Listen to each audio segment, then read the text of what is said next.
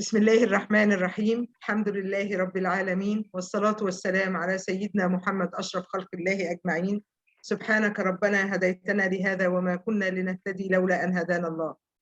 يشرفني ويسعدني اليوم أن أقدم أستاذ الدكتور ياسر محمد رضا طب، المتميز دائما والمعطاء دائما، يقدم لنا كل ما هو جديد وكل ما هو نتحدث عن rectal spinal block for all our attendees. Of course, Professor Dr. Yasser many times afford us many valuable subjects and always paying his time and effort unconditionally for us. It is my honor and it is my great pleasure to invite him. It is my honor and great pleasure also today to invite Dr. Wissam Sultan as the moderator of this session. Today we'll so now Dr. Wissam Sultan will introduce Dr. Yasser. Thank you, Dr. Safa. Bismillah ar-Rahman ar-Rahim. It is a great pleasure to introduce our elegant professor, the founder of our marvelous platform, the MAPIC, the ambitious with unlimited dreams, the engine of our scientific activities. She doesn't believe in borders or obstacles. Professor Dr. Safa Hilal. Dr. Safa Hilal, today, before starting with Dr. Yasser, we decided to add a fixed part before any Zoom meeting in the next weeks, inshallah. She's gonna start the first anesthesia breaking news, which will be a fixed part of our meetings. It's gonna be open to all our attendees, by the way. It is a matter of 3 to 5 minutes presentation of anything new regarding our specialties or subspecialties. So it's a great pleasure to introduce Dr. Safa today. She will give us breaking news about sepsis and updated in non-invasive tools in sepsis. The floor is yours, Dr. Safa. شكرا.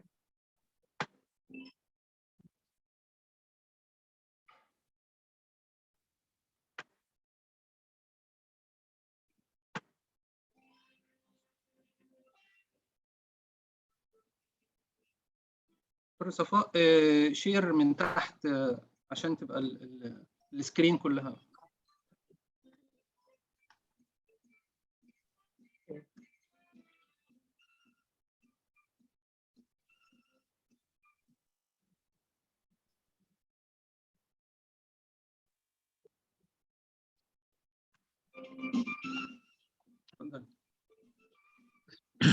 Our breaking news today about a non-invasive diagnostic tool for early diagnosis and the prognostic value in sepsis. This paper published on September 26th in 2022. Of course, September is Sepsis Awareness Month, and organizers are emphasizing the importance of time. This is abbreviation of temperature, T for temperature, I for signs of infection, M for mental decline, and E for extremely ill. Early detection and the treatment optimization, increasing understanding and the awareness of sepsis is essential to ensuring early recognition and the treatment, which ultimately can save lives, reduce healthcare costs, and improve patient outcome. As with most medical conditions, the sooner sepsis is detected, the better the outcome, and the simpler the tools needed to treat it. Equally, importance to a timely diagnosis is personalizing and optimizing treatment for each individual patient. When low central venous oxygen saturation is detected, the proper treatment course is not always clear-cut. In some cases, increasing intravenous fluid can be effective, but in other, it can make matter worse. Clearly, there is a need for new technologies that not only detect sepsis, but can monitor whether treatment is making a difference in a real time. Current central venous oxygen measurements are invasive, requiring time and skill to insert a catheter directly into the patient's bloodstream, either for intermittent blood sampling or continuous oxygen level monitoring. This procedure can increase the risk of serious infection. Other non-invasive diagnostic tests for septic shock, such as blood pressure measurement, lab test, and ultrasound, don't directly evaluate the central venous oxygen saturation and lack sensitivity and specificity. Non-invasive tools, potentially safer and more effective, of course. Fortunately, potentially more effective non-invasive tools are on their way. Non-invasive X is expected to be the first company to non-invasively and continuously monitor sepsis by detecting the central venous oxygen. Our patent up to acoustic platform consists of a disposable patient interface, reusable probe, data display, and hardware. The probe can be worn on a patient's chest to continuously monitor central venous oxygen saturation level in real time, potentially eliminating the need for invasive catheter and reducing infection risk. Our Levox central venous oxygenation monitoring is designed to be incorporated directly into the intensive care unit workflow, enabling a clinician to diagnose and monitor the response to non-invasive X can completed 2 clinical studies of the Levox technology in adult and was evaluated in multiple peer-reviewed publication. The monitor received application by an FDA, and the company expects that the platform can be in the market in 2024. This month, let's acknowledge the improvement in sepsis detection and the treatment, but also all attention to the pressing need for innovative technologies. It is about time. Thank you. Thank you. Shukran. Thank you. Thank you, Dr. Safa, for this briefs, and hopefully to be introduced in the market sooner, inshallah, because you know sepsis, it's a great problem we are facing every day in the ICU. So hopefully to have such monitoring devices non-invasively to help us to management of this problem. Thank you, Dr. Safa. And now it is an honor to introduce a well-known international speaker who has a great influence in educational area. He never been hesitated to give information or advice to his students or colleagues. One of the great supporter of our platform, the MAPIC platform, has many qualifications, many positions, and a lot of publications. Our great professor, Dr. Yasser Reda. Dr. Yasser currently is a senior consultant of anesthesia and chronic pain management at Hamad Medical Corporation in Qatar. He's a head of intervention pain medicine and post-anesthesia care unit. He is the head of the block rooms for interventional pain management and regional anesthesia. And he's the course director of ultrasound-guided regional anesthesia and pain management. He's going to talk about a very interesting topic, which is a rectospinal plane block. And as we know, it is a newly introduced interfacial plane block discovered and introduced by Professor Dr. Forero at 2016. And since that date, it became a very popular block, and a lot of studies and publications were done to show the effectiveness of this block. Actually, it has a versatile indications and sensory covering from shoulder to hip, but how spreading is the block? Is it efficient for somatic and visceral pain? What is the proper level of injection, and what are the associated complications? That's, I think, we will know today, and we will have a great presentation about this block from Dr. Yasser. Thank you, Dr. Yasser, for accepting our invitation, and the floor is yours now. Thank you. This is just more for me, really, about the introduction. But I want to thank all the army behind this work, especially Dr. Asfa and my friend Dr. Wissam, about this invitation. And I will try to make the presentation is very simple, but it is a long presentation, really, and it's give me the floor for 1 hour. I just will try to make as long as possible as I can to cover the subject, and as short as possible as I can, not to get bored or to fall asleep. Now just I asking you to fasten your seat belt, because we just will starting our trip and about electrospinal plane blocks, a novel technique. You see my slide and the sound is good? Yes, everything is okay. So, Bismillah. So this is my beautiful city, in Ras Al Bar, where we live, and I hope to return back to make big events there, inshallah, soon in the future. I don't have any conflict of interest about my presentation. I don't have any financial support for even moral support from other societies. My presentation today, or the objective, will be about introduction about pain and blocks, and why this coming again to the surface, and why this block is novel. Nothing is complete, but this is near to be an ideal block for many areas. And if you ask me about to learn only one block, I ask you to learn the electrospinal plane block.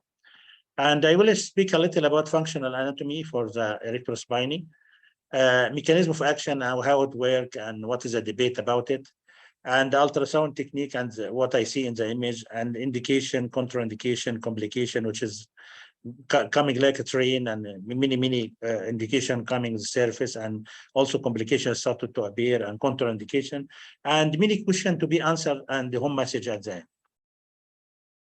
So so introduction about the pain. We all know that the pain is like a monkey in your shoulder, not just for the patient. And most of the time, you need to get rid of this monkey from the shoulder of you and shoulder of the patient. And we're still in this era that the pain is subjective sensation. I don't see it. And just the patient expressing it, and different from one to one. And mostly being underestimated, because something, if you don't see something, it is usually underestimated. And being also still undertreated with this technology, with this drugs, with this monitoring. And you know that this is an news about a physician failed to make to suppress a possible pain in America, and because of that he punished from the patient by 3 shots, and also people with him. I don't know why people with him shot it, because of undertreated pain. And now, because of the multimodal technique has become accepted as one of the best things to treat the patient. So instead to lifting all your goods by one thing, you just get this thing by many well, what's called carriers, and every carrier working in some area, and this some area just prohibiting the pain, because the pain is not uniform. It is not one type of pain. There is stitching pain, and neuropathic pain, somatic pain, and we know all from the character of pain, the mechanism is different, and every pain responding to more drugs than the others. So if you try to block all this area, so this gate of pain, and this is what's called the concept of multimodal analgesia, to block the brain, the sensory nerve, dorsal root ganglia, peripherally, even the nerve. And you know that the regional anesthesia, one of this potent component in multimodal analgesia. Let me to ask you, what is the most effective method to prevent postoperative pain? So, not to do the operation, but this is a silly answer, because all the time we need to make an operation. So just a small word about why ultrasound now, because available technology. And if it's still like this, the first ultrasound not become like a barcode machine or something you put in your bucket, you can examine everyone in the street. We will not come to make this presentation, but this technology pushing us to make creating something. And we have many advances for ultrasound, but the best thing is you can see what's inside the ears without digging, and what's behind the door without opening. But this needs a very long journey of skills and training, because what you see in the ultrasound is not the anatomy. It is just a reflection of the anatomy. It is a negative picture of anatomy. And mostly if you use all the capability of your machine, you can get the good pictures, and you can diagnose in a good way and to treat in a good way. But you need just all the time to be like a professional photographer, and to manipulate your like a camera. This is a probe like a camera, and to use BART technique, which is pressure, alignment, rotation, tilting, and sliding. If you use this maneuver, you can get a good picture. You need also a cleaning place, and to know the difference between anatomies and sono anatomy. This is anatomy and this is a sono anatomy. And to know the anatomy, I'm telling you that the anatomy we study in university is not right after this long time, because we discovered 2009 that there is many variation. And even there is a study about variation. You know, for example, the variation in cadaver study, one of cadaver study for supraclavicular plexus block, they found that about 28% of the anatomy of the brachial plexus not as we see. And in some area, like lateral catheter and regional you found about 42% of the cases not following the anatomy. So the anatomy is a dynamic branch, not a static branch, as we learned before. And you will surprise if you know that the Gray's anatomy, he only dissected 12 body only. But there is a running study from 2009, and it was 1,200 body, multicentric, and even joined every specialty, even the house officer to dissect the various types, various area of the body. We see the anatomy and variation of anatomy.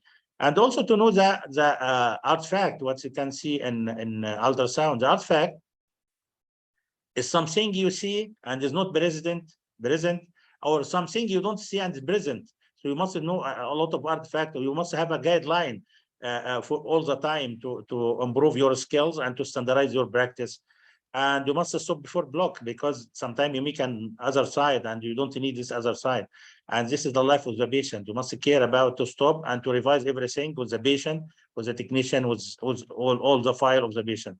And to know that whatever you do, they have a predicted risk. The risk may be higher or lower, but at the same time, you see this picture. This is a right one, is one born during the COVID time. And the left one is born in 2018, is my grandson. And he was expecting the hard time, which feel now. So before history, it was an horrible thing to make an operation, what's called, I give it muscular anesthesia. The people coming around the patient to restrain him and make an operation. And unfortunately, my grandpa, he was diabetic, he cut below knee amputation, and he was without any anesthesia in late 40s. And he was screaming at that time, but the surgeon was very fast and he made the operation in 10-15 minutes. But you can imagine now, I think those people was very powerful to tolerate, but now we can't do that. So as the history started before 100 years, about the first case of regional anesthesia for anesthesia. And after that, the regional anesthesia started by Kohler, when he provides the cocaine from some planet from India. And the first usually it's an house officer and use it for the eye. And he got that the patient not feeling anything in the eye. And in 19th century, German surgeon is called Karl Ludwig. It was called Ludwig or Ludwig. This man which may have a Ludwig angina. But this is the one of the first one for infiltration anesthesia. He used a cocaine to infiltrate the area and to make an operation. And his work in 1899 was painless operation, but this forget him, because there is no facilities and no one can just take this in seriously to make a mini operation. And he do the first rectus abdominis block by feeling technique, but it's difficult all the time because it needs skills and need and then after that, after this is early time, 100 years, the bleed block disappearing. But few years ago, everything coming to the surface again. What's coming this blocks to the surface? First thing is the achievement of ultrasound technique and improving the technology of ultrasound and the discovery of long-acting anesthesia, not like short-acting before. A challenge of neuroaxial block, because in many cases I can make a block because a big amount of use of anticoagulant, all the ages, the patient need a medication, and regular use of anticoagulant. And also in some less invasive surgical techniques, and there is a philosophy now, if I want to make anesthesia for the hand, I make anesthesia for the whole body, and I can make it and with improvement. And most of anesthesia, general anesthesia will have a problem with the tube. And most of our complication to put the tube, to remove the tube, many complications like this. So avoid this complication. Also enhancing the recovery after pathway, and this is a future just a patient. I remember when I started my career that lab chole was stay about 7 to 14 days in the hospital. Now he discharged the same day. So this is bring all this ultrasound technique or the facial blown to the surface, and also concept of multimodal analgesia. And this is enriched by Blanco. When 2007 he published the non-Bob ultrasound tab block. And the research exploded after that. And you know that it was a big achievement. And the greatest focus now on the work of trunk block, like electrospinal beam block by Ferrero, Maurizio Ferrero, he started this block. So this is a Maurizio Ferrero, and I get a permission from him to put this picture. And he gave me about around 100 randomized control study, and he's a very good man. And when I asked him 2 years to make the electrospinal beam block, and I sent him the presentation, was encouraging me all the time. And I will tell you the story, small story away from science. The story is that Maurizio Ferrero have one patient with metastatic rib pain, and he failed to treat him by anything, even morphine. He take a very high dose until he get an narcotic-induced hyperalgesia. So what Maurizio did, he make a 20 ml lidocaine injection on the area. And what he discovered that few minutes later, the pain disappeared. And even the pain stay for 48 hours. And when he returned back, it take a time to return back. And when he got that, he searched what happened for this patient. The local anesthesia can't stay like this, can stay 2 to 4 hours. And he sent his patient for, he don't know, he discovered by chance. And this is what he tell me. And he don't know where is the fluids put it in the patient. So what he did, he sent the patient for MRI, and he discovered that the patient installation of the local anesthesia was not above the spinous process, the back of the erectospinal beam block. And there is a cadaver study about that. There is a fenestration of lumbo-thoracic fascia, which included the erectospinae. So the fluid found a track to anteriorly. And he tried many times again to make, about 2 times, to make posterior by ultrasound. And what he found that this is not working because the fenestration is different from 1 to 1. So he decided to make because he thinks that the fluid go into this area, and he decided to make it on the tip of transverse process, and all the cases working after that, the case series. And he published that in 2016. And he told me that I don't know to make a noise like this because I just give here the character one fit all.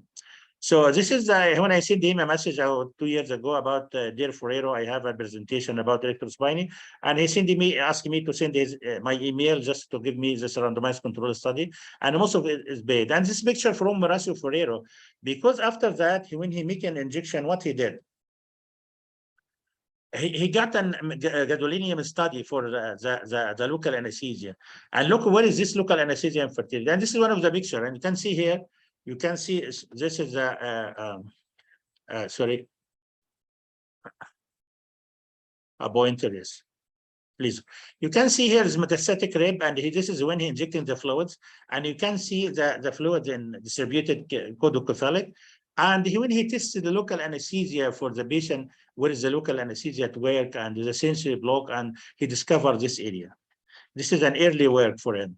So I ask you, why this block is novel? Because why is one fit all? Because it can be used in a big array of acute and chronic pain. It can be used every day. I found new use for this block. Using different type of surgery in neck, shoulder surgery, abdominal surgery, pelvis, even lower limb. Easy block to protect it because they are protected by bone. And in ultrasound, your bone usually is your friend and fat is your enemy because fat gives you art fat. So you are protected by bones. Because of that, you have low profile side effect. And also a raw material for research. Every day I found many people, even I bought 2 slides today, for the update. and open the gate for facial brain blocks. And from the number of facial brain blocks, sometimes we don't have a very difficult name. We can't give him a name, because if you have about 10 of your kids is Muhammad, you can't put more Muhammad again. You know, and I think it is like one fit all. So if you have a block like this, it will be one fit all, not an idle, but one fit all. But all the time, if you don't find a path without no obstacles, it probably doesn't lead to anywhere. So there is a debate after the block coming and of 2019. Some people just debated the block. The debate is not an right way, because it's still and very early to debate it. And you know, that's debated mainly by a group of Bernard Mogli from Austria and Minouche Karmakar. And he make a later called Darling disclosure, showed the electrospiny brain block renamed the rep to block or not, because they're thinking that this usually working by local absorption of local anesthesia. And also they bring the early study, and there is an what's called an bias in their conclusion about the block. Even this is a great people. But and they think this block will be forgetting soon, like intrapleural when just coming to the surface. And I speak with Mirasio at that time. I just sent him the letter, and he will tell me, you see, my editorial letter update and it's misleading article. Give misleading article, and not only Mirasio has answered this. The letter, but many of other people just debated what's written about this, and one of them is Shan, electrospiny brain block rep or VIP. It was and they proved this by B. And this is a letter from Marcio Ferrero about the bias in their study to incriminate or to say that not working. And you know that another Korean journal of anesthesia make a letter like electrospiny brain block an innovation or delusion, and showing that it is an innovation, and it is an early to debated block like this. And again here from Turkey, my friend Foz, and also this is one of the biggest regional anesthesia man in Turkey, and he make another letter about electrospiny brain block rep or not, and the proof is not. And usually there is no thing is good, totally good or bad, but thinking in it, discussing it, researching in it, it can be good or bad. And the aim of argument or the discussion should not be the victory, but the progress all the time. It's not debated like this. And after that, many studies came to prove that's not a rep. And electrospiny brain block, it's a narrative review with systemic analysis and evidence pretending to the clinical indication, and said that electrospiny coming to the surface and make a good innovation, and the future will be for it, but we need additional study. Again, effect of bilateral electrospiny brain block in the management of pain, whatever acute or chronic, current inside. And they said that it is a very good block and can have a future, but also we need more study. And also why this become more effective than other somatic block, because like an quadriceps sometimes giving visceral pain or sympathetic chain, so give more analgesia, and because of that it can give some hypotension in some cases. And they have also an visceral pain block. And also electrospiny brain block, relatively new block on horizon with a wide spectrum of application, a case series. And you can discover started like a case series because a new block, you know. And also again, they give that that's a very good block and can work and not need more study. Also video assisted thoracoscopy. And also in this study, electrospiny brain block indication, complication, and effect of acute and chronic pain and single center experience, even single center. But the conclusion came electrospiny brain block is an effective and safely performed intrafacial brain block with large range of indication. Continuous spinal electrospiny brain block, anesthesia for thoracic analgesia. This is after they try many times to make a thoracic epidural, they fail. And this is also Marcio Ferrero, and he make an electrospiny brain block at work in a good way without a complication, because sometimes the techniques of thoracic epidural are more difficult than the electrospiny brain block. Also cervical electrospiny brain block and cadaver study. And they discover the distribution for the fluids, because one of the debatable area about electrospiny is how is the electrospiny brain block where, and all people debated just going for this area. If and no one don't tell me it works because of blocking the nerve. until this in the new future, not a future, a few years ago, everything declared about the erectospinal plane block out well. Focus on lumbar erectospinal plane block because it started like a thoracic, become cervical, lumbar, even sacral now. You can make it sacral and it works for many big array of for indications. Multimodal telemetry, this is another study about vaginismus in people in obstetric, and they found that it's very effective to use, and this paper come from Turkey. And the sacral erectospinal plane block added to multimodal treatment protocol significantly improved treatment quality. And the what's called the surprising news that about 30% of the studies came from Turkey. And the American and Canadian study, only the two countries, very big country, bring it 36. So most of the study and dependency came from Turkey. There is another study about erectospinal block post-operative analgesia, about radical retropubic prostatectomy, and give a very good control for the pain even by passing 24 hours.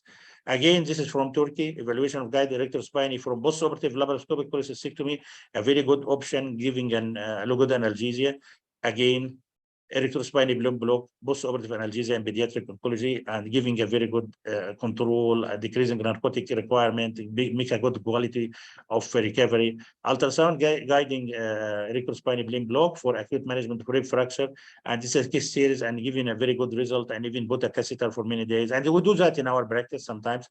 Erectospinal plane block for post-operative analgesia and modified radical mastectomy, and a domestic control study, and they said that it is a very good option, and even comparable to paravertebral, it is the same quality of analgesia, but give a long-lasting management, and also decreasing the complication of paravertebral block. And this is paper to show that this 2021, 2022, and 2019, many studies about many things about erectospinal. So the publication, as you know, that started by case series, 3 case for Anaesthesia 2016. 2 years later, become 100 publication. By the end of 2022, it will be more than 2,000 publication. And you can imagine nothing in the anesthesia community make a noise like this erectospinal plane block, and because it's used in everything as it one fit all. About the anatomy. The anatomy is the electrospinal plane block. This is a picture, sorry, from Anaesthesia Ferrero, because he like bodybuilding and cycling. The anatomy is, it is not one muscle, it is a group of muscle, and different in everything, different in thickness, in character, in names, even in names, the thoracic and cervical different from lumbar, but they have the same character that erectospine, erecting the spine and attach it to spinous process, and also to transverse process. In lumbar area, they have many names, iliocostalis, longissimus coli, spinalis, muscle in cervical, maybe iliosurfaces, and semispinalis capitis. This is a small muscle of the head, but it is a bilateral from the nuchal line from the head, as you see in the picture, until the sacrum. And this is another picture to show that the muscles. And this is another picture, and erectospiny, and it's coming down until the sacrum because there is a sacral. And this is the picture to show that the name is different from upper area to lower area, but it's the same character as erectospiny. It is not one muscle, it's a group of muscle. And here you can see the muscle. You see the muscle and spinous process, transverse process, and this muscle lying in this area. And this is not only one muscle, as you see here, it is many muscles, and this is an area for research also. How to make it? Just in thoracic, started from cephalic to caudal, and infiltrate the area, just injecting above the transverse process, rib complex, and you found the fluid coming up and down. How coming up and down? There is a debate about this, but most of the studies showing that up it can get from 1 to 9 segment up, and lower it can get 1 to 5 segment down, and there is many studies showing different away from that. And you know that the erectospinal plane block, this is a debate about that, and even the rib later, because they don't know the mechanism. And most of people speaking, this people against erectospine, that the absorption make this analgesia, but this can't be the local absorption to make this analgesia. Starting by cadaver block to see where is by methylene below, to see where is the distribution of the drug you want to inject, and make a narrative review about this, and you can see the indocyanine green, just when injected one level, just going up and down. Here also, you can see when you injected, where is your medication or just medication go. And it's also by thoracoscope or just an very small than 7 stars needle, and he inject and looking what is dye going. But you can tell me that this is a cadaver and different from an I agree with you, because there is an called dynamic action for the fascia and the muscle, and this is pushing the fluid away. So we need and what is the mechanism? The mechanism is cephalocaudal distribution. He blocked the dorsal rami and ventral rami, and even going to lateral to intercostal space, distribution to biovertebral space and sympathetic chain, and this proved by what's called cadaver and human studies. And distribution to epidural space. Sometimes they found the fluids going to other area, but this distribution going very slow. If you compare to erector-spinal plane block to paravertebral, it's like a spinal and epidural. It's going very slow. And also can go to the other side, and distribution may be volume dependent. If you inject the volume more, you can get more distribution. And just to see here in what's called the MRI CT study, to see the distribution. When inject one level, you see this going cephalocaudal distribution. And again, another picture for CT, you see the distribution here. Again, when you injected about C7, you see how it's going until C1 or C2. And hey, this picture is a very interesting gadolinium study. And when he injected the erector-spinal here, you can see that the fluids came from this area and going to the other area and going to even the, not just foramen, the epidural space. Another picture for that, another picture when you inject it, see, and now it's proven. You know, there is a growing evidence about the mechanism of action. And here, if you inject the erector-spinal block, you see the fluid here, even epidural, even the other side. And this is usually going with the nature, because the facial plane is communicating to each other. And with dynamic movement of fascia and the muscle can squeeze this fluid to go there. So what is the indication and contraindication of electrospinal? Like another regional anesthesia, the indication, you know, I will just give you an example, like a very big array for acute pain, neck and shoulder surgery, chest, breast, rib fracture, vast surgery, abdominal surgery, also maybe tried for lower abdominal, or abdominal, even lower limb, and many study about lower limb and even knee procedure, lumbar erectospiny and sacral erectospiny. So it can use a very big array of, and even for post-surgery section, and even for labor pain, you know. An indication for chronic pain, neuropathic pain, like post-herpetic neuralgia, also for spinal cord injury. I have many cases about that. Myofascial pain, before we're injecting many trigger point, now injected one injection only. Chronic shoulder pain, it would be a very good option, even what's called phrenic sparing technique. Some cases of field back surgery and facet pain is very common to use. Musculoskeletal syndrome, like what's Lamboran syndrome, and many syndrome. Contraindication, as we know, the only absolute contraindication for regional anesthesia is patient refusal. But I think other complication, other indication, it may be relatively, like severe coagulopathy or coagulopathy, indication, infection of the site, distortion anatomy, cancer and trajectory, allergy for medication, and the most important, lack of training or hospital facilities. This is one of the near absolute contraindication. Because, you know, if you don't do it, you will get a complication, and you are playing the shark, and you can kill your patient. So a complication, what's the recorded complication? Infection, bleeding, very remote to happen, but it's recorded in in one of the cases in the internet. Allergy reaction can happen. Intravascular intravenous injection, very common, especially very common for paravertebral, but very rare for erectospiny. Visceral and structure injury can be if you are not trained enough. Even you are protected by bone, but you can do it. We don't see it in our practice, about 2,000 cases now in our group, but we don't see any complication. But I found in the internet, abdominal injury, failure of the block, and this can happen if you are not trained enough, and if you injected in the same segment. And local anesthesia systemic toxicity, it can happen because of high volume. The most important about the complication, whatever the complication is, a severe complication or not, how to deal with the complication, how to decrease the complication. So you must discover it and treat it in a bright way. So equipment, as any regional anesthesia, a block room equivalent, you must have a prepared area. Don't make any block and not prepared area. Ultrasound, syringe, full resuscitation equipment, especially interlipid, medication for block, medication and trained anesthesia technician or assistant, documentation and education. So the position, zero position here, usually it may be sitting, can be, but the position can make you tired because usually you use a curved one, can make you tired and patient moving. Lateral, it can be done post-operatively or intraoperatively after injection of anesthesia, and what's called the prone position. Usually I prefer in elective case because this is easy for you to sit down in front of the patient on the head and to make your block, and it's called Superman flying position. So the technique usually to come from lateral to medial or medial to lateral, not a big deal. When you come from lateral to medial, you see the rib, and after that you see the transverse process, the real indication to be on the tip, and the tip for better distribution. And there is different technique also, but in the tip was described, and this is most effective in many study, to see the tip of transverse process and the difference between it and the rib, and I will show that in the picture. And it's usually about 1 inch from the middle line. Before, just doing that paravertebral block by blind technique, but not used anymore like this. So now if you go from lateral to medial, first I see the rib. How can I know the rib? It's more broad. And also the pleura is very near, and the rib is very superficial, as you see here. When you go a little medial, you see that like a pointed one, and you can see the pleura. Pleura is very far away.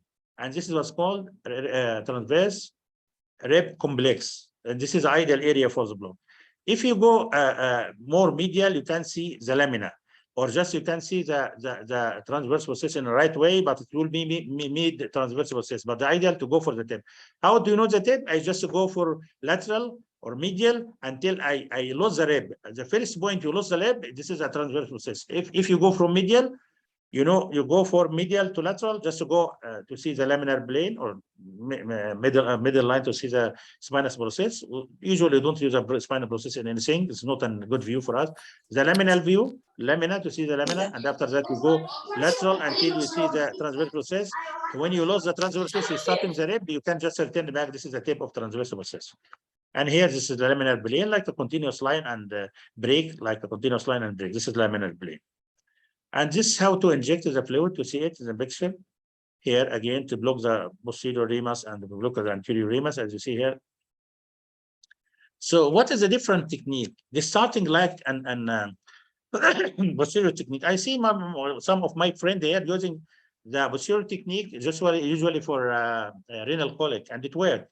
It's like a first case of Anaesthesia Ferrero, and instead to inject it on the transverse process, injecting back on the muscle. And they think it's more safe, but not effective like a classic technique. And this is a classic technique, which is described by Anaesthesia Ferrero.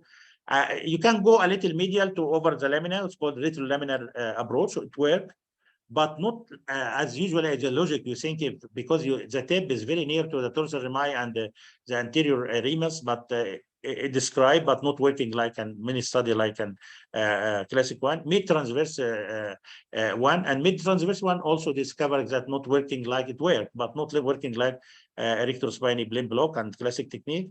Modified oblique technique. I started this technique about 1 year after the discover, and it was helping me because I see the costotransverse joint and also the median nerve for the thoracic area on the tip of the transverse process. So you can make many blocks by this oblique technique.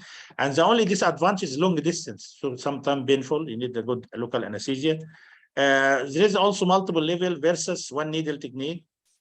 And the one needle, multiple level, or just multiple level, different needle, or just one needle technique. And the difference between all this technique, in my opinion, is if you don't see a good distribution, cephalocodal, you can make another injection. Because the more you make injection, the more you get complication. So one injection, if you found the fluid going cephalocodal in right way, but sometimes you found the fluid going one area and leaving one area, so you can make an multiple, sort of one injection, multiple needle technique, or mini injection, multiple needle technique. Sacral technique is a new one. And also there is a study there. The thinking because of the fluids just pushed from the dynamic action fascia of the muscle. Why you don't inject the electrospine in the lumbar is 3 muscles. Why don't inject between these two of these three muscle, and to see what's the fluid going. And there is a promising studies from Turkey also about this is where, and they're thinking about this is less side effect because they are more superficial, but still the study is running about that. You know that what is this picture? This is a Neptune, and this is in his hand is frog, is trident sign, because this sign we can see when I make an paravertebral or electrospiny, and this is a tip of transverse process, you can inject it over it. Here's a lamina like a horse head or just a bone and break, and here's how to make an epidural, for example, in difficult epidural. Here you can see anterior complex, and this is a posterior complex for the epidural. This is the epidural space for you, and this is a transverse process. Transverse process character, you don't see the pleura is very far away, and if you inject it here in the thoracic area, above it the fluid going up and down, caudal distribution. This mid site of mid thoracic block or mid transverse block, and not effective as electrospiny, because here the superior costal transverse ligament, and this is a paravertebral. Usually paravertebral injected here. If injected up, it can work, but the problem not working as paravertebral and the electrospiny limb block. So, but now we need many questions not answering up till now, and this is need more study about it. And to be a randomized control study in high scale, multicentric, placebo control. So the first question is high volume, low concentration, or low volume, high concentration? What is the suitable concentration? What is the suitable volume? There is many area, but without a good evidence. It's just an opinion. Like D. Cassie, he said, and Totti said 3.6 ml for segment. If you need how many segment? Looks like an epidural, sorry, and paravertebral. And loafing and just describe it, the local anesthesia according to the weight. So if you are 50, 70, and also same dose for paravertebral. Some said 3 to 5 ml per paravertebral, and many said that 20 to 30. Usually in my practice, I never injected more than 25, but usually injected 20 and working very good. The most important is that to see the witness distribution.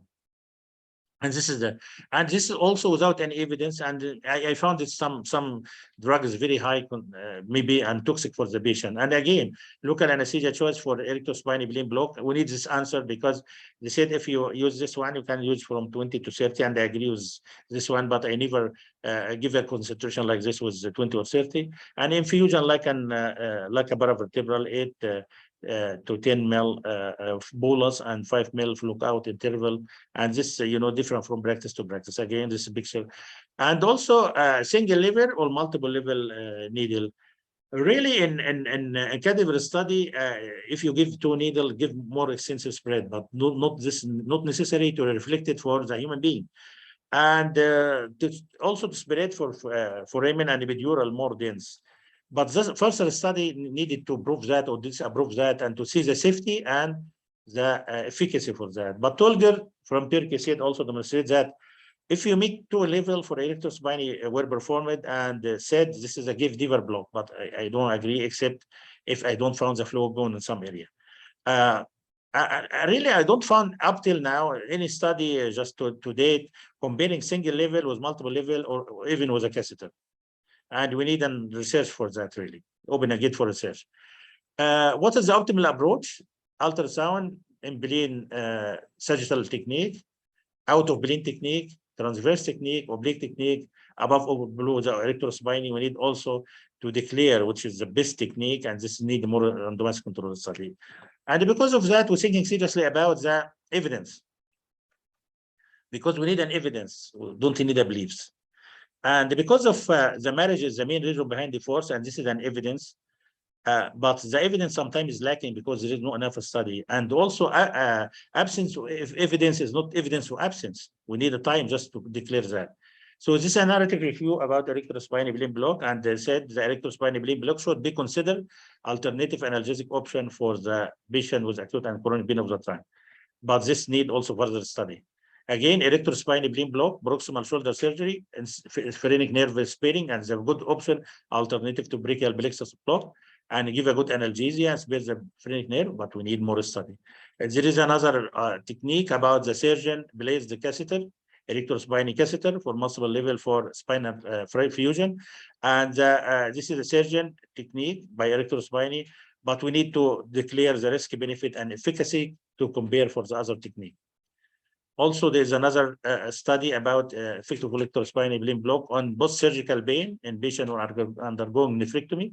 And he said also this is can give you a very good pain relief, even more than 24 hours, but we need more study because we're still in the very early to decide about everything about the electrospinal. But you can see how many the arsenal of study about everything, even lumbar body fusion, and he said superior and give you superiority for post-operative analgesia and good quality of recovery, post-operative analgesia, patient satisfaction score in patient undergoing lumbar body fusion, bilateral electrospinal for fracture, for spine fracture, and this will give you a very good analgesia, temporary until going for effective management with surgery.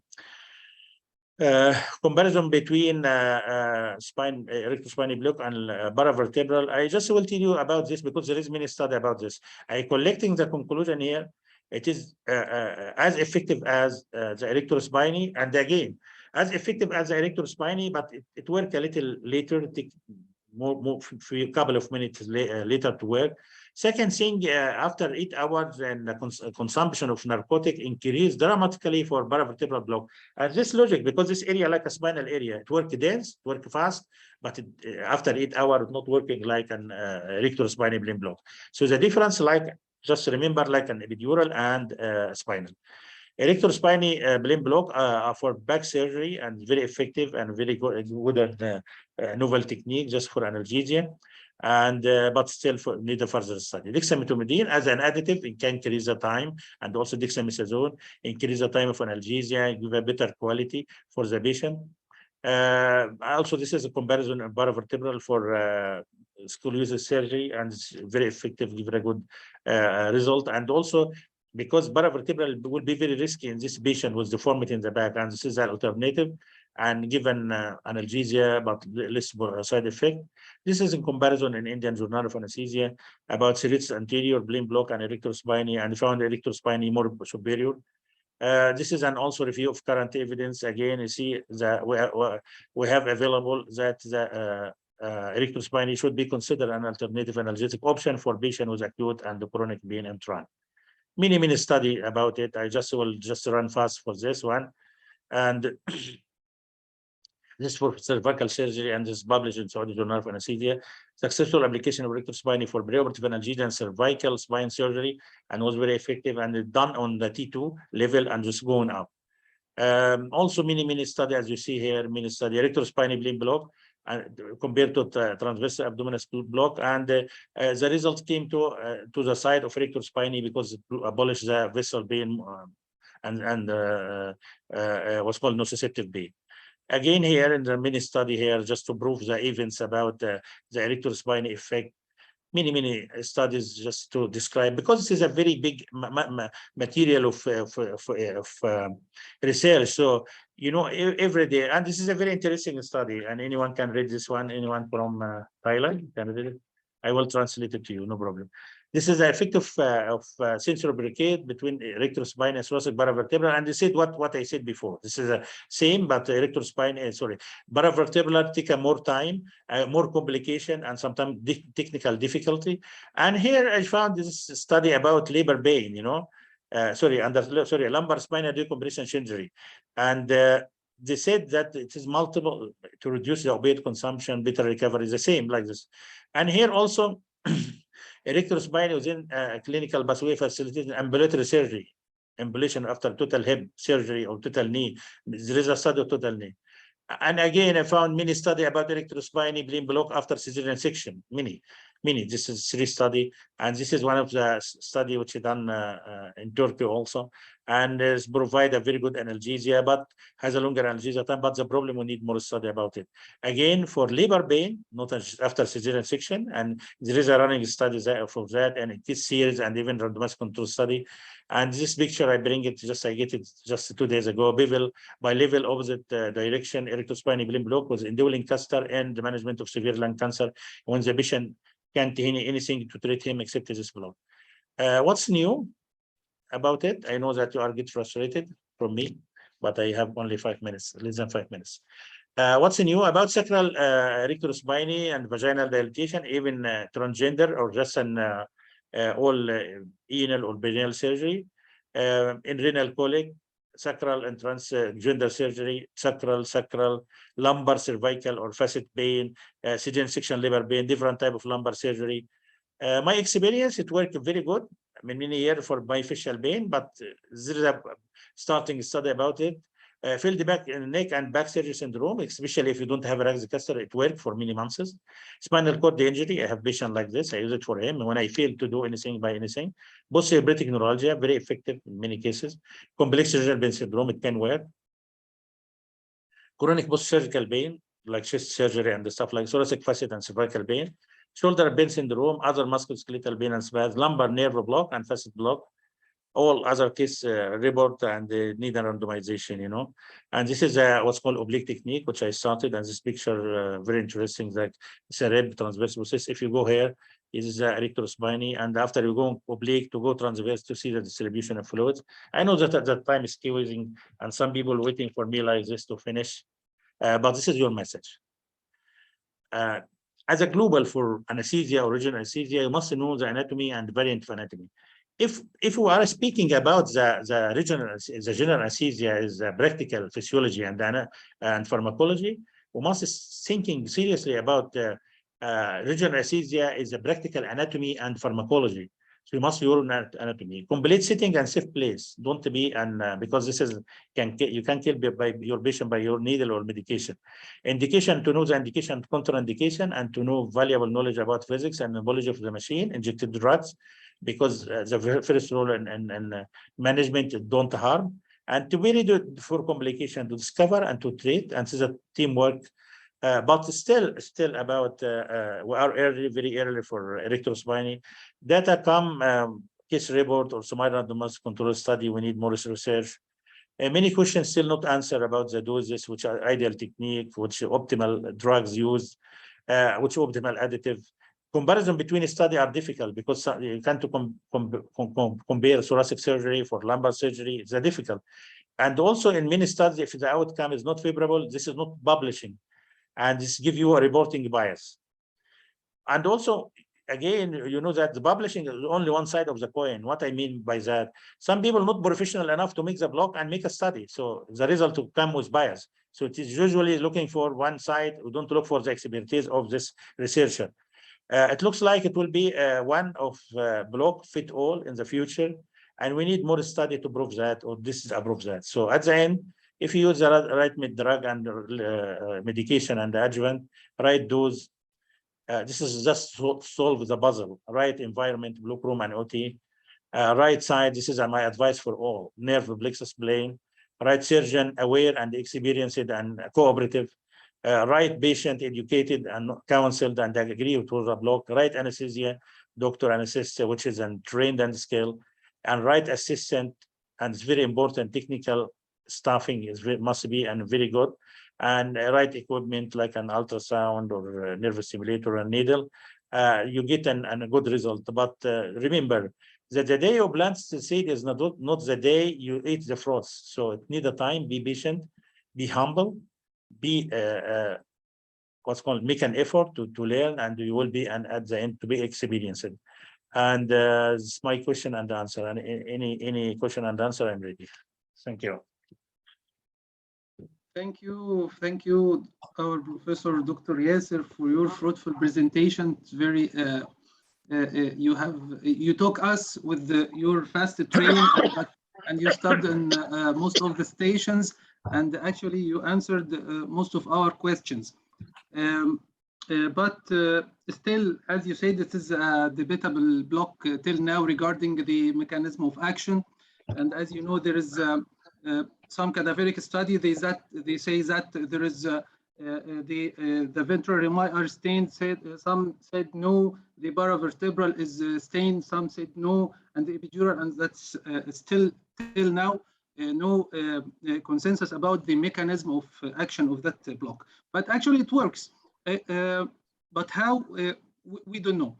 And in my practice, actually, I'm always using this block for any patient, any truncal operations. I'm using this block, and I found it actually it's very effective to abolish the somatic pain. But sometimes the visceral pain, sometimes the visceral pain is still not affected. I don't know why, because actually it is the same technique for all patients, but it differs from one to one in this regarding the somatic and the visceral pain. Do you have any explanation about that, Dr. Yasser? This is usually coming from the side, because the variation of anatomy between one and one is great. What I mean, sometimes you have a fenestration for the anterior sheath, so the fluid can go easily. And in other cadaver studies, you don't find this fenestration. Again, there is some fascial plane just can prevent the distribution. This is what I'm telling you. When you look for one needle or two needle or many needle technique, for me, when I injected and I found my fluid going up and down, I know that it will be okay. But in some cases, it go to one side. This is a problem. You can just manipulate your needle to put it a few millimeters in front or down, or just to use another one to use it. But you know that 3 years ago, or 2 years ago, it was a debate about the mechanism, but there is now a growing evidence about the mechanism, as I show in the picture in gadolinium study for a human being, and many volunteer study, and even case report about what is your fluid. So there is a growing evidence about the mechanism, and all this mechanism proved by radiology or just a distribution. You know, one mechanism like as they said in the rib, one mechanism like a local absorption can explain all this effect. And because of variation, you have this result, because some patients need volume more, and because the witness distribution is very important. But in every case in medicine like this, you don't get an 100% result. So the best, if you get 80%, is very good, you know. But in your experience, there is you have cases with preserved visceral pain. Yes. Yes. Okay. So, do you think the speed of injection or the pressure of injections does it matter? The pressure of injection, you know that usually if you have a high pressure, for example, if you make the block and you make a severe high pressure, very high pressure, and the patient screaming from being during injection, this means that you are in periosteum, and you don't see your fluid. So it must be a very simple going with a low pressure, because the fascial plane. And in muscle, if you inject in muscle, you found like a cyst, it become like a cyst. But if you inject it below between the anterior sheath for the muscle and the periosteum, you found very smooth going, and this is one of the guidance for you. The smooth going and without severe pain. It may be just some compression for the patient feels some compression, and you found the flow coming up and down. But injection and regional anesthesia all the time, and with severe pressure is then something wrong. Don't inject. So you prefer to inject it slowly with low pressure? With low pressure, usually all the time, like no regional anesthesia. Yes. Okay. I want to ask also about the sacral rectospine. Yes. Where you are injecting actually in the sacral area? Yeah, there is what's called transverse technique and longitudinal technique, and you know that if you look for the sacrum from back, this is what's called sacral foramen. Sacral foramen, you have about 5 sacral, 1, 2, 3, and 4 and 5 make the sacral canal.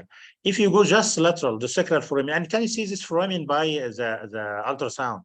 If you go from medial, lateral, medial, you can see the foramen. The foramen appear usually in ultrasound like a break on bone, like an area of break in the bone. And sometimes you see post-acoustic shadow after it. Just go a little lateral to it and inject. And some technique now even injecting medial to it and even between the sacral foramen. The idea to float this area when the nerve coming out and this fluid going to anterior, even for the anterior rami, and this is make a block. It can be transverse or longitudinal. Usually I prefer to make it longitudinal and very near to the foramen, just lateral to the foramen. When I see the foramen, I go lateral and inject. And this is very effective also if you make a sacroiliac joint and you block this block again to give more result. Good result. We don't have a study, but I have observation in my patient, because all the time, if you have a chronicity, if you block the outflow for the pain, you get a more good result. For example, plantar fascia, if you injected before to do the posterior tibial, you get two benefits. That's a long-lasting block, and second thing, the patient not feeling severe pain when you inject. Yes. So it can also use in some sacral neuroplasty in some cases, you know. So yes. So the sacral rectospine, is it effective in perineal surgeries? Yes, I found them a couple of study about that, even transgender, even in sacral fracture, even in many surgery, perineal, or anal, in vaginismus, and there is many study. You know, if you go for midline, you found big amount of study about sacral, and also coming from Turkey also. Yeah. Right. Regarding the back surgery, the spine surgery, and the block. Actually, I have an experience also in doing that, but I found it it helps, but not totally effective. I don't know, because we are giving the block lateral to the midline, 3 centimeter lateral to the midline, yes, or more or less. So we are away. If the distribution not going to the medially, it will not be effective. yeah. So what do you think regarding this? And many cases, you know, there is a many cases in literature about it working very good. And one of the studies randomization, and for my experience, it worked very good. You know, if I make about 20 cases and one not working good, it's still doing very good. And if I make 20 cases and 2 cases not working good, it's still doing very good. Because all the time there is no 100% in everything, but it worked very good. You know, I have about a few months ago, a patient was in surgery, metastatic in vertebra, and he removes the vertebra and put a prosthesis and make what's called make ferrous by through the chest, and after 8 hours return back supine, bone, and they make 4 hours more. And this patient, you know, have a very extensive surgery back and so chest. I make him electrospine. Even those planning to send him the ICU, they don't send him ICU because the patient taken and they just one injection and they stay for 2 days. And this is a gentleman and from Philippines, and you know, they found everything is okay, no pain, saturation okay, everything is okay. So send him the floor. Very nice. I also had a patient with a girl, 17 years old. She had a kyphoscoliosis, and she's admitted for correction. And I give her also single injection. It works good. This patient, she doesn't need any morphine post-operative. If you please, Dr. Wissam. If you please, Dr. Wissam, as a continuation of your question, just for explaining for ourselves and for our juniors, for scoliosis, for example, or for spine surgery, I think it is logic to give a bilateral block. And I think bilateral, yes, not one side, because the midline incision, we should cover both sides. Am I right? Yes, you are right. Actually, this is our practice. I think this is. To finish my questions to Dr. Yasser, is there any rule of this block for medical problems like cardiac problems, Dr. Yasser? Yes, there is a growing evidence about that. Many people doing like you know, some making ischemia, but still we need not just a case report. We don't need a case report that someone failed to do something. We need you know, in chronic, just have a study, and I make it for a patient.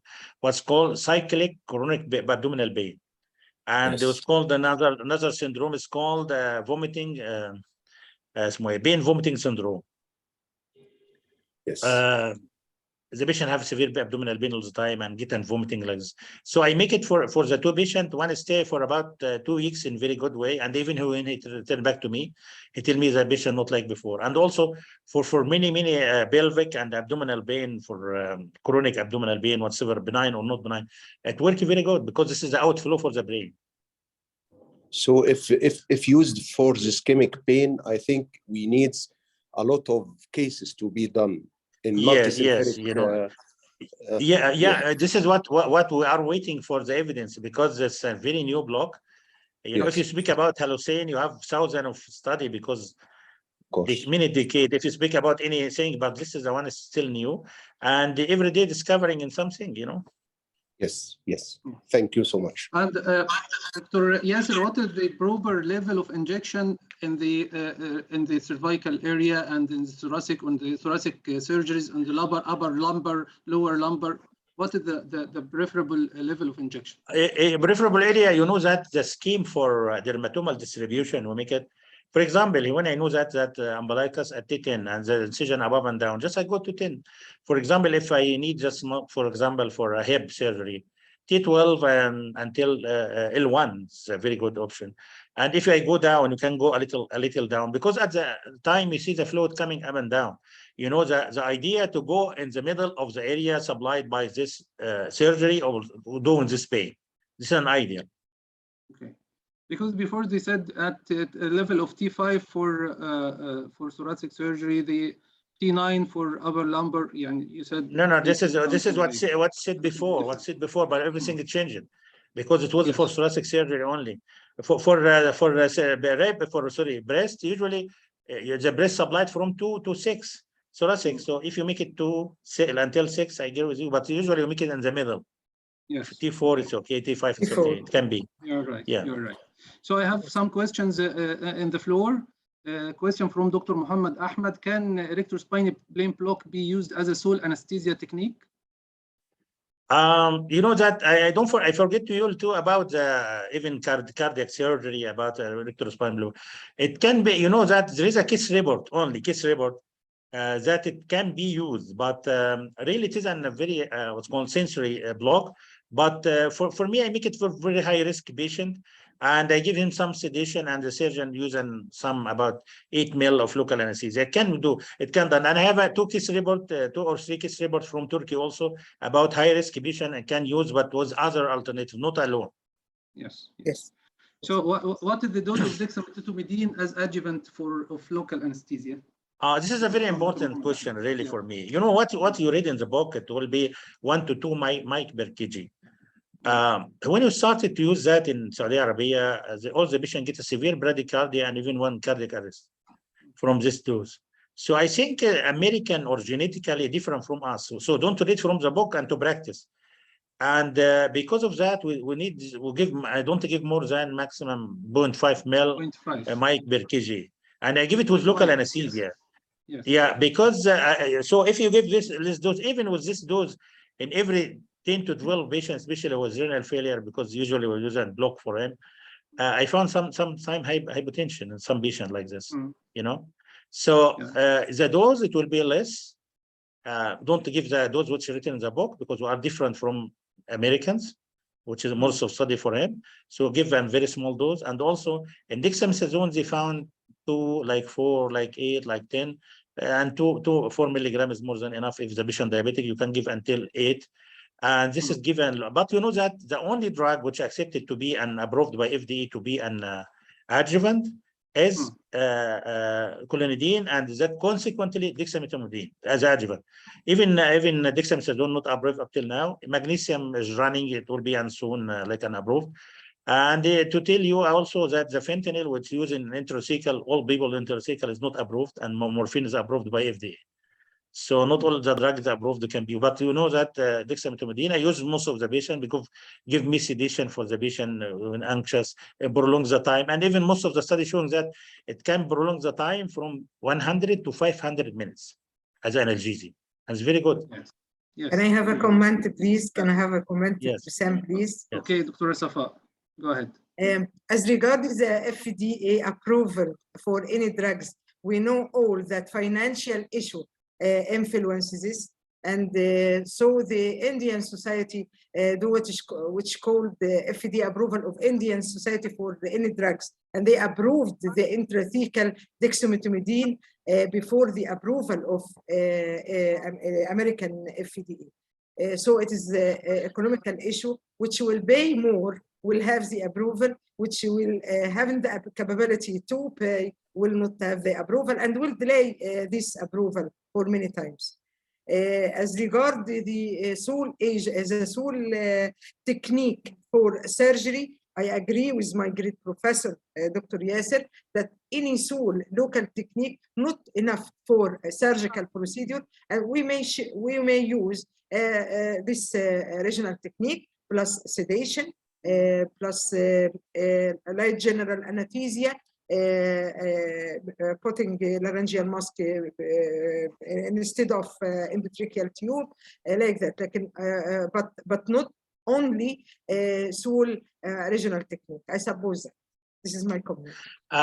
Sorry, just for electrospine, it can be like this because it's very slow.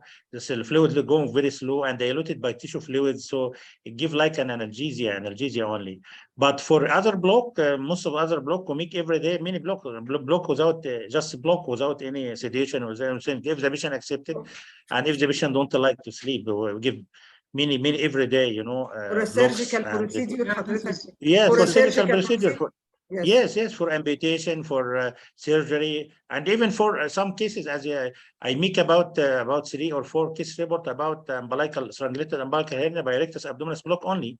But the patient can feel some discomfort when just pushing the viscera inside, and most of the patient refuse to give him anything. I tell him you will feel, and they tell me this is like a discomfort, but I don't need anything. The 4 patient, and also I make 2 cases for inguinal hernia by just ilioinguinal hypogastric, just it. Yes. And the patient not need anything, you know.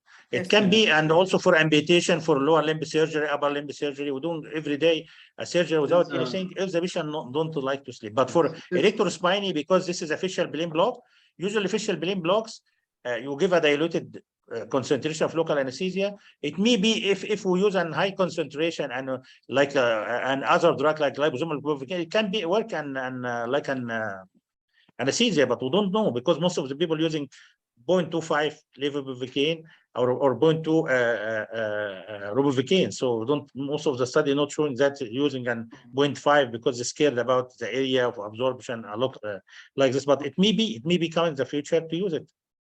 You know. دكتور ياسر حضرتك بتستخدم روبيفاكين بس ما فيش بيبيفاكين. احنا عندنا بيبيفاكين. لا بس we have levobupivacaine 0.5 and 0.25 we can dilute it, and we have robuvicaine. Unfortunately, in Saudi Arabia, have 1%, 0.75, 0.5, and 0.2. In Qatar here, we have only 0.2. We're using it for analgesia, and we have an levobupivacaine. We're using for 0.5, and we can dilute it. We use it for anesthesia. Yes. So it works well. Yes, it works well. And as you know, the BIM perception differs between different races. Yes, of course, I agree. This is a personalized medicine. Yes. To personalize the patient, as Dr. Yasser said. Yes. The question from other stream, actually, it is the same as electrospine. If can be done as sole agent for back liposuction or abdominal liposuction, and you have answered. You know, as a sole agent, you know, there is I found a couple of studies about liposuction and very effective as analgesia, but really we don't do it because all the times they use an robuvicaine 0.25 or 0.2 or just levobupivacaine 0.25. And it's very effective. We've had many studies about liposuction, but the problem is not used as a sole agent. It can use as a multimodal anesthesia. Yes. Or was tumescent anesthesia? Yes. Yeah. Yes. Dr. Ahmed Baraka has also sorry, Dr. Wissam, sorry. This is an area of thinking about research. If we change the dose or concentration, it can be or not. We don't know. This is this is a very what's called raw materials for research. Yes. You are right. You are right. Changing the dose and changing the additives. Maybe it may work. We'll see. On the hypothesis, we'll see. Yes. Yeah. We have the same question from Dr. Ahmed Baraka also as a sole technique, and you answered. From Dr. Ahmed, the volume required for every dermatome to be blocked, distribution caudally and cephalically equally. I found many study for I will tell you about my practice first. Usually I injected 20 ml, and if I do find good distribution, I can injected 4 ml more. I never injected more than 25. Some people just injected until 30 because this is a new block. I don't know that, but I'm telling you that there is no agreement. I tell you about that weighted. If you have 50, you can inject a kilogram. You injected 20, and if you have 70 or 100, you injected up to 40 or 50. But this is without an evidence. This is just an opinion. Again, also in Asra opinion also to inject it. Usually what I inject about 3 to 5 ml, just to inject it 4 ml for segment. But most of the time I don't inject more than 20 ml. Okay. If I am just squeeze 25 ml.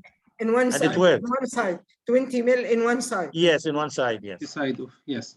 And all the time, don't exceed the toxic level for the patient. Yes, if you want to course, exclude, just decrease the concentration, put an additive, it can help you. Yes, Yes. okay. Dr. We have another Yasser question Hassan, from Dr. Yasser Dr. Hassan. Yeah. We have We Dr. have Yasser Hassan raising a hand. Yes, Okay. Dr. Yasser. Thanks, Prof. Yasser Reda, for the nice This is presentation. my colleague, Dr. Yasser, the best Zool from Sudan, and he's the man who drawing my picture, and he's have multiple hobbies and capabilities. Is one of the best. I like him. Welcome, Thank you, Dr. Yasser. Hello, Dr. Yasser. Thank you, Prof, for the presentation. I'm really humble for that. I don't deserve it. Thanks for the presentation. It's really enriched our knowledge with all the new things about this rector spinae block. And my just like a comment or a question about your experience regarding the fracture, regarding the vertebral fracture, because I have some experience here, just like 3 to 4 patients that I gave them rector spinae block, and they felt extremely nice after Yes. vertebral fracture. What about your experience, boss, about this? Yeah, Yasser is a very good question. I know that the teacher said it can give a very good result, good quality, but what they said, because the can live became 0.25 only. But, for my experience, I have few cases. But what I found, if you make a very good good concentration with an additive, especially clonidine, I like it, I use it. That it can stay more than 24 hours until the surgeon take a decision. Because what they said written in the literature, this is a temporary 24 hour, but really if you use it for with additive, especially clonidine, I follow up many cases can take 48 hours until they take a decision, and this improves the quality of breathing and quality of pain. As you know, this is one of the severest pain you can imagine. Whatever the fracture is osteoporotic or even traumatic. Especially if not associated with an neural injury. So I think it's a very good option, an easy option, because to put a epidural may be very difficult in this patient. And also this is an easy way, even you can put a catheter if you wanted to continue. And there is a running study, but not finished now, about putting a catheter. The same team which we can for a fractured spine, and they found can stay from 24 hours with additive it can go on for 40 hours, but just thinking now seriously, if the surgery not ready for, and the patient are waiting more for the surgery, can put a catheter. And I think it's a very good option, as you said. Yes, sir, please. From your experience, which is it has the superiority for the pain relief in thoracic surgery when we are comparing paravertebral, erector spinae, or thoracic epidural? That the studies, kill that in debate, kill this debate, and I will tell you a few words about it. And also I add my experience to it. You know that paravertebral working a little dense, fast, but can't stay more, can't stay a long time, because the area is very vascular and absorption very high. And also if you read the complication, you remember the complication of intercostal block, the paravertebral, the same complication. And now it's regressed a lot about this complication which happened, even spinal cord injury, even paraplegia was injection artery of Adam's equate. But you know that the epidural, the problem with epidural is what's called an technically difficult in thoracic area, and have a very higher complication. And sometimes you need only one side if you have a surgery for one side, because even the epidural can affecting the respiration, vital capacity, and even make a severe hypotension for the patient. And because of that, the epidural regress and the paravertebral regress, and now coming to the surface is rector spinal beam block, because a very simple procedure, low profile side effect, and can give you the same effect of unilateral epidural, unilateral paravertebral or bilateral epidural. You can put a catheter, you can just make one injection or whatever. So the reason on the surface now, because anything with evidence, you need to think about it, the efficacy and the safety. So if you look for the electrospinal balloon block now, it will be more effective and safety is higher. So if you compare the 3 block, I just prefer just to electrospinal balloon block. And this is what we did now. Excellent. Thank you. Okay, we have a question from our dear professor, Dr. Muhammad Hamid. Can ESP be used in ankle surgery? You know, in lower limb surgery, it's working very good, but we still don't have a study about it. You know, I have a study about lower limb amputation.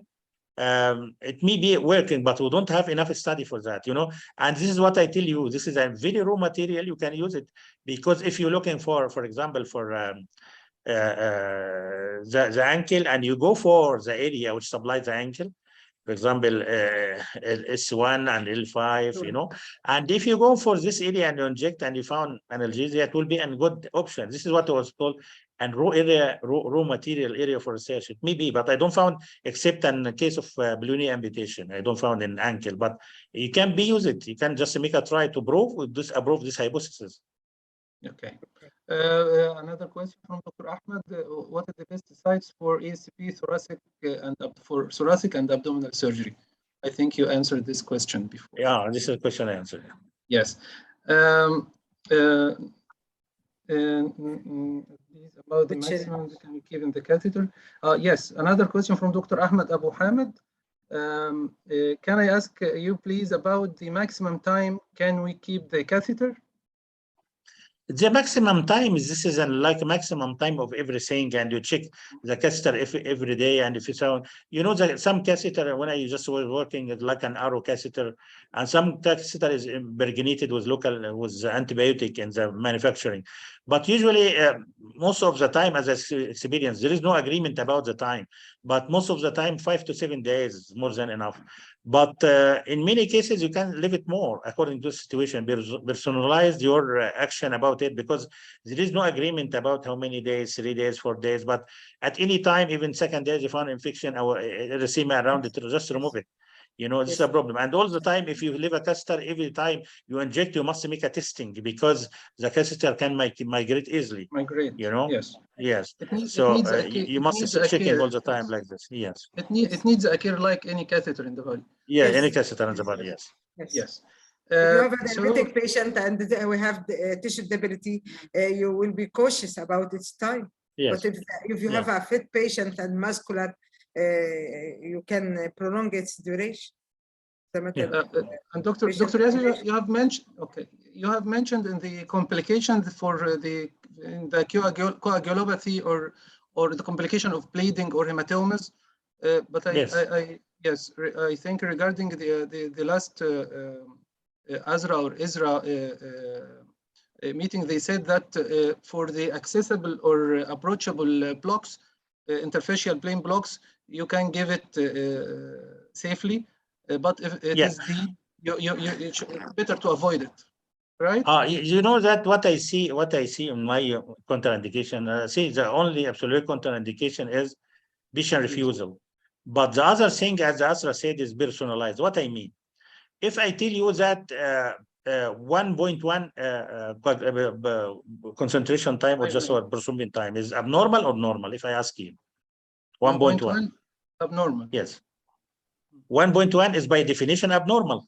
Yes. The 1.5 is abnormal, but I can make a spinal at that time. So this is a relative contraindication, and this personalized. For example, if I make a block and the area is compressible, accessible, so I can make it or not, I can make it. But just when I reject it for epidural, I can accept it for anything other block. If I don't have a vascular injury, vascular vessels in my side, I can make it. I make it until 2 and 2.5 in some cases, very critical cases.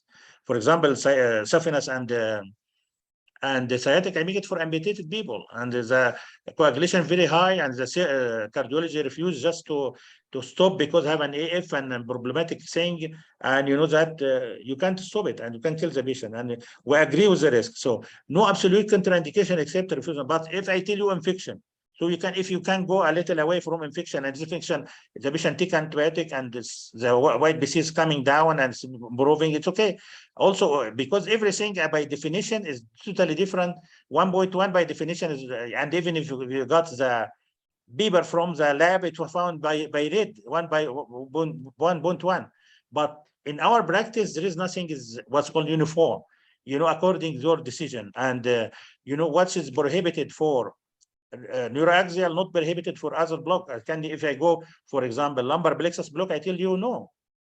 But Yes, for erector spine, I can compress. For femoral, it's okay. For lateral cadena of the side, I make a case of lateral cadena of the side, and the patient with an make an cardiac surgery, I make it 3.5. You know, yes, with you INR know, 3.5. this Yes.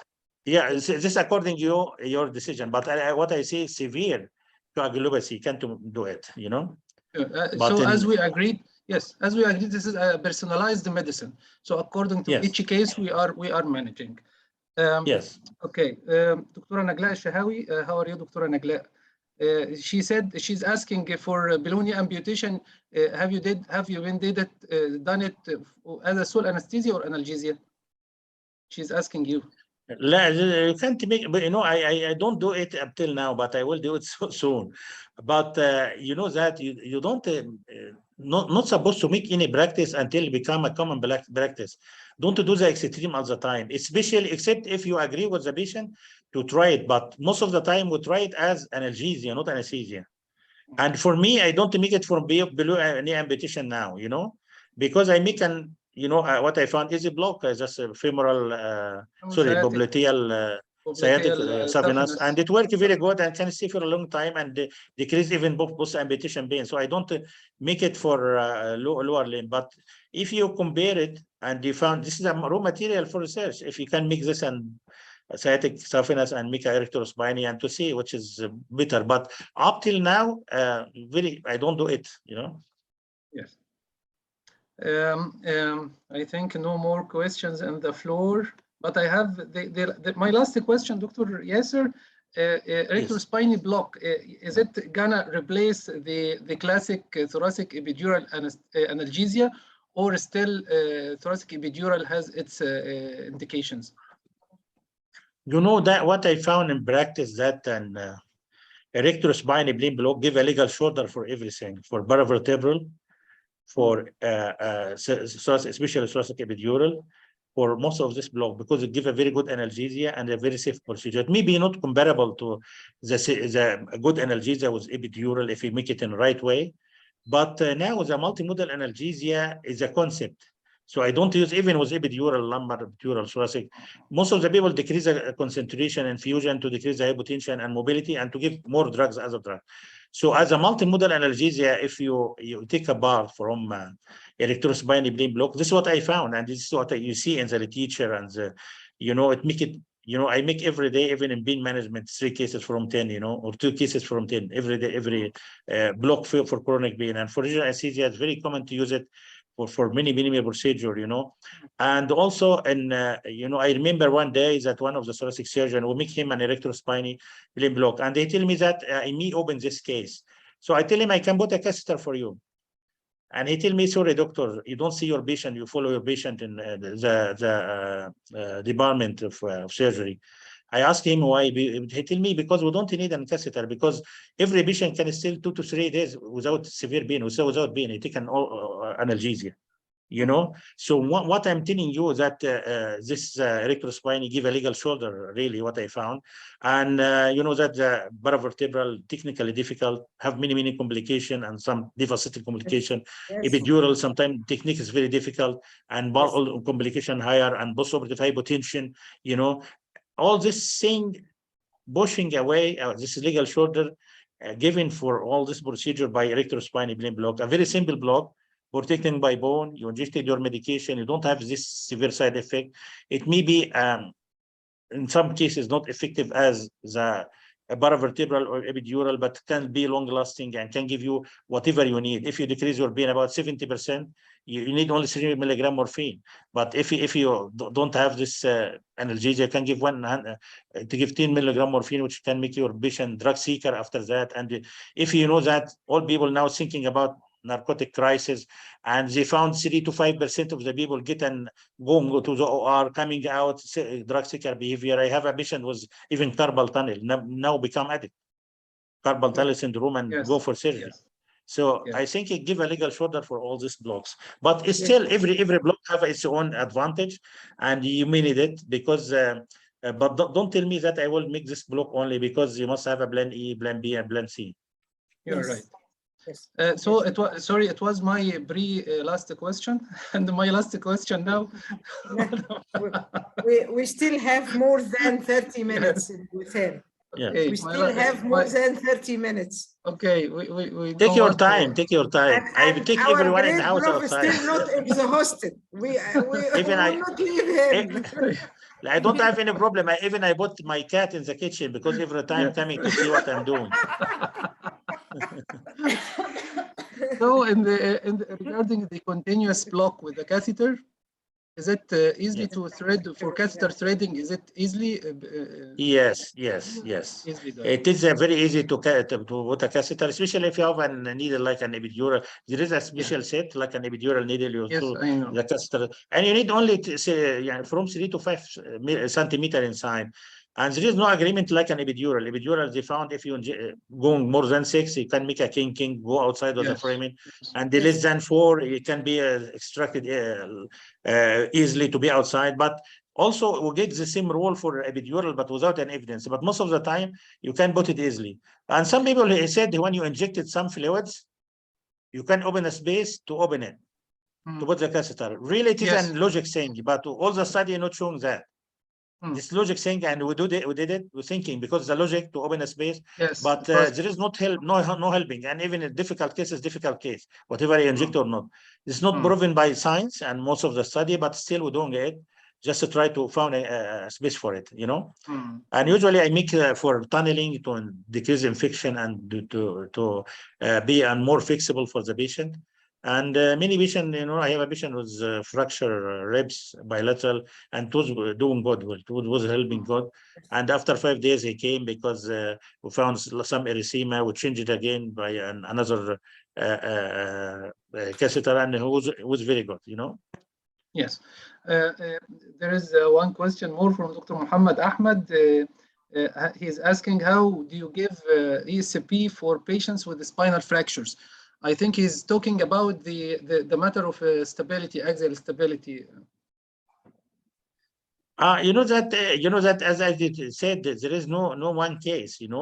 There is no one case. It can be moved easily if it's fixed, and also sometimes put a bracing and just remove the bracing. He will become, that fixing bracing when become lateral. Usually make it him lateral, and sometimes very difficult. Sometimes if the patient is scared from neurological deficiency, I can't make it. Usually secure self, because there is a surgeon asking you to do something, and something is electrospiny or analgesia or whatever. You have many options. So if you find a risk, because the first rule in medicine, don't harm. If movement or checking or just to put a position, it can harm the patient, I will not do it. And most of the time, when you found a problem with the surgeon, especially our surgeon in Middle East, one day, a surgeon asking me, the resident was surgeon asking him to make an block for lab chole. And when I went there, the resident asked me to come to supervise him. I just make an examination for a rectus muscle, because you need one rectus and tab. And I found very big hematoma in the posterior rectus sheath. And the surgeon knew, because he went just introducing his stroker, found this hematoma. And unfortunately, the surgeon don't have enough experience, So I tell the surgeon there is a very big hematoma, and they tell me that you can make a block just right, and you can make a block. I never make a block. Why make a block in this case? Because at the end, he well said, you make the block, the hematoma, you increase it, and this happens. Be accused, yes. So this is what I'm telling you. If they found a difficulty for moving the patient, or just can be affected by a neurological thing, don't do it. But most of the patient, you can do it, because that transverse the process and make a lateral, remove the process and make a block, and that's it in lateral position. The question from dear Dr. Ala Saqa. Hello, Dr. Ala. He's saying thanks for this interesting lecture. And second, for patients' consent for ESP. Is it as regional anesthesia or neuroaxial or local infiltration consent? We don't have local infiltration consent, and all the world don't have a local infiltration consent because I don't discuss with him. I will give you don't give a consent for propofol. I don't give a consent. But what we said, because I have an gray area in anesthesia. Usually I consented him about regional anesthesia and discuss him what is the option for regional anesthesia. So I may be doing something, the 1, 2, or 3, and they agree with the regional anesthesia. If he agree, I can make it, And also if he don't agree, and I found with the surgeon and 2 consultants at least, and he needed just to save his life and more better for him, even without the consent, I can do it. And in emergency situation. But really, all the time I get a consent for regional anesthesia and discuss with him a regional anesthesia. Again, if you need just to make for him an additive, if you have enough literature about the additive and use, you can make it. But with extreme additive like calcitonin, like some additive, I must seek a consent, especially we don't have a supporting evidence from the literature. This is what about it. Really, we don't take a consent here with an additive, just we take a consent for regional anesthesia, general anesthesia, and have an hour consent. General anesthesia, regional anesthesia, major nerve block, like this. So, and if the patient refuses, yes. So away from the pain management procedures as for rectospiny, in patient under general anesthesia and will receive rectospiny for post-operative analgesia, is it mandatory to take a consent regarding this? As I told you, if it is an elective case, it is more better to discuss with the patient about it and to tell him I make it out, because some patients scared from the needle. Yes, and they don't scare from regional anesthesia. So you can tell him, if you are asleep, you will not feel anything I can do for you. Really, I can't do it, except it is highly mandatory. And if highly mandatory, I take a consent with the surgeon. I write in my consent, I need it because I am mandatory. But most of the time, you can tell the patient, if you are scared from the needle, this will helping you to decrease the anesthesia and general anesthesia, and also will be helping you post-operative. Most of the patient accepted, because most of the patients scared only from the needle. Maybe outside, but in Egypt, they are scared from anything touching their back. So once we are saying there is a needle, we will inject you at your back, they said, no need. So they are losing. I know that because there's misconception about it. I remember when I was in Egypt for spinal anesthesia for cesarean refusing, that the patient will make a needle will make a paralysis for him. I remember that, There's misconception here. Yes, that's why this is the culture here. Yes, very bad. When I was just to have a training in women's hospital in Boston, we got a patient, a little chubby patient, and was unfortunately an Egyptian. And the people was very, very professional to beat and very rapid spinal or fast spinal and epidural, very professional. But most of the patient accepting that, about 80% or 90%. And even in emergency, but and they put a little amount of tubes, because this is more better for the patient. And this patient came, I was there for training, but don't touch the patient. And the senior resident going to she refused to touch her back, and I tell him this is a culture and stupid thing, And what happened? She tried to put a tube. They failed to put a tube for a general anesthesia. She recovers the patient and tell him, I don't have any option to put a needle in your back or to go to another hospital. She agreed after that, This is what some culture affecting that. But as I tell you, is that about a few years ago, it was about 500,000 cases of spinal for labor, and don't give any paralysis, just 2 or 3 cases, some neurological deficit, and improved after that, But this is a conception, Yeah, actually, the incidence of neural injuries, or I think it is a very minimal, 0.02, something like that. And it's not, and they are including everything, starting from numb till the nerve injury. Yes. And the patient may have many predisposing factors for that occurrence. Really, it is not, in many times, not related to our injection. Yes, there's a close claim, Astra close claims. They said that about 82% of the nerve injury not related to anesthesia. Yes, yes. But in It is some prolonged- areas, this is 100%, 120% you The are. patient is predisposed either by diabetic neuropathy, by prolonged obstructed labor, by the position during obstructed labor and the turn for emergency cesarean Yes, section, yes. obese patient, many factors, but not our Yes. injection. What, Yeah. Dr. Yasser, what is the relation? You know, every time we are talking, the questions raised to the surface. Yeah. So, what is the relation? Is there any relation between the demyelinating neuropathies or demyelinating diseases and the block? Regional anesthesia? Yeah. You know, this I just read a paper a few days ago about there is no proof that regional anesthesia can increase or just flourish the in any demyelinating disease. But Yes. the problem is still legal more than clinical. Yes. Because it can happen for stress, it can happen for anything, or it can happen alone. So it is a legal problem, not a clinical problem. So if you go into do the block, you must write and in your document that the baby flourish for any reason and patient agree for that. Really, in Arabic country, we don't do that. If they have demyelination, I will not do it, except in chronic pain only. Yes. Yes. Because Please, I can add a comment in that a patient with multiple sclerosis is a major demyelinating disease. Czech and Italian researches proved on a wide scale more than 13,000 patients. A wide scale have no relation at all between the regional technique and the occurrence or the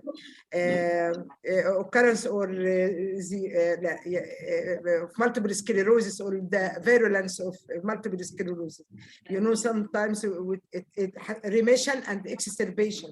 It is related more than to stress, to fever, to surgical procedure, but not related to the type, which general or regional technique never cause exacerbation of myelinating disease. I think very good, but you can approve that. Can you approve that with surgeon? Yes, I can. Very difficult. I can. No, it's very difficult. Yes, I think it is. انا كان عندي معلش اقولها يا وسام بعد اذنك. انا كان عندي حاله وكانت ماشيه من المعادي العسكري وكانت هتعمل لاب كولي وبعدين كانت جايه على الكرسي، هي كانت MS. ف يعني هم جابوها لنا وبعدين انا طلعت يعني بمنتهى القوه قلت لها انت حضرتك مش داخله تتعالجي من الMS، حضرتك داخله تعملي اللاب كولي. اذا حصل بالستريس بتاع السيرجري والانستيزيا ديتيريوريشن انا ماليش دعوه، لكن حضرتك داخله تعملي لاب كولي، مش داخله لما تطلعي من العمليه هتمشي على رجليك، لا.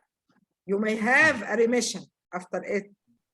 بس هي الست لما كلمتها هي وافت رغم انها رفضت هناك وجت، فانا قلت للجراح ان انا مش بتاعه سحر، لا ده انا بتاع تخدير، هنيم حضرتك تشيل المراره والعينه تطلع زي ما هي على الكرسي. Very convincing يا دكتوره صفاء يعني.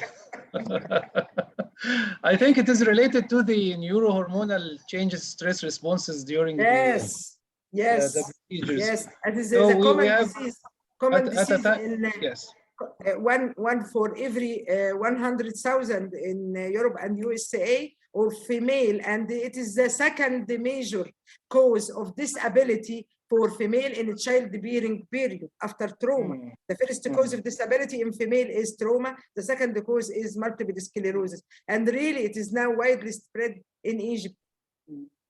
Yes, you are right, and we have to talk with each patient with such diseases, and we just to inform them you might have exacerbation after the procedure. Yes. It is the yes. Sorry. Yes. In the future, Yes. تفضل دكتور ياسر.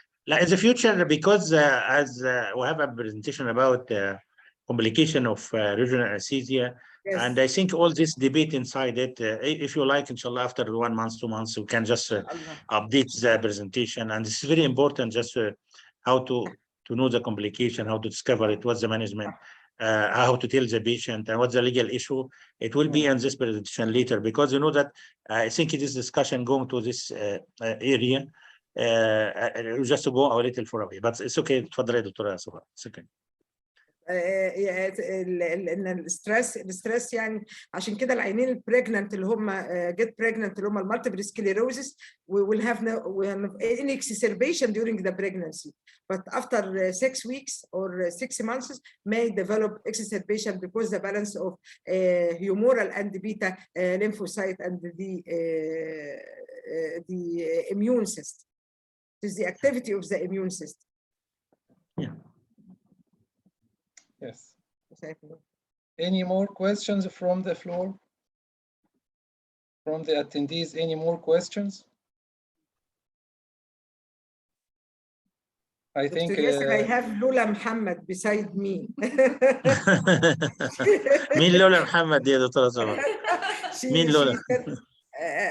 I will open her camera. Yeah, she's افتح على دكتور عليا يا احمد. مين لولا محمد دي؟ هي هجيبها لحضرتك يا دكتور ياسر. ازي حضرتك؟ افتحي المايك بتاعك. الله يكرمك، ازيك يا لولا، اخبارك ايه؟ الحمد لله. حلو قوي المحاضرة، تسلم ايدك. ربنا يبارك فيك، الله يكرمك. المهم الناس تستفاد بس. وانا في رايي ان المفروض ان احنا فتحنا a very big gate for research، لان يعني في حاجات كتيره جدا question to be answered. فلو اي حد عنده ريسيرش وعاوزنا نساعده انا تحت امره، يعني مش شرط اكون مشرف ولا غيره. ممكن اقدر اساعده في هحط نمره حضرتك بعد اذنك على الجروب عشان حضرتك يعني ان شاء الله. ما في مشكله، بس حد يحتاج اي حاجه انا تحت امره ابعت له الريسيرش، لان ميراسيو فوريرو بعت لي يعني كميه ستاديز عنيفه كلها يعني المفروض بعتها لي فري، وهو اصلا يعني انكارجنج، فاحنا اولى بينا ننكارج الكلام ده، لان الحاجات دي مهمه عشان الهيومانيتي. ربنا يكرم حضرتك، ربنا يكرم حضرتك ويخليك يا رب ان شاء الله، ويكبر خاطر حضرتك يا دكتور ياسر. الله يبارك فيك ان شاء الله. فهم عاوزين اي حاجه من موراسيو فوريرو او من بلانكو صديقي برضه. حضرتك بلانكو صديقي برضه بقى بقابله كل 3 شهور. ابعتوا لنا ايه معانا على الجروب بقى. مين؟ ممكن لو تحبوا اجيبه يعمل محاضره وهو وبلانكو. بلانكو ما عندوش مشكله. طيب لكم بلانكو. gonna be a good chance يعني to ان شاء الله اكلمهم يعملوا محاضره هنا ان شاء الله، يفيدونا ان شاء الله. هو بلانكو في دبي في المستشفى العسكري في ابو ظبي، سوري. اللي هو وفريرو طبعا هو اصلا شغال في كندا. لا هو اصلا كان من دوله من سنترال امريكا، اسمها ايه مش عارف اسمها. المهم يعني هو كلامه حتى اسباني شويه، فهو شغال في كندا، هو قاعد في كندا يعني. من كولومبيا ولا ايه؟ حاجه كده من اللي هم الدول بتاعت حاجات المخدرات هي كولومبيا. هي كولومبيا السيجار يا بيه. انا شايفه السيجاره بتاعت السيجار هم دول. طبعا عارف السيجار ده اخباره ايه من اوله لاخره طبعا. ده مش مكانه يعني، مش مكانه. انا عامل زي الليمبي كده، مش عارف ايه ده، حطيته وفكرته بتاع شاي ريكوردينج ده. we are recording. stop recording. يعني لا في المونتاج شيلوا الحته الاخيره دي عشان الناس ما بعرف.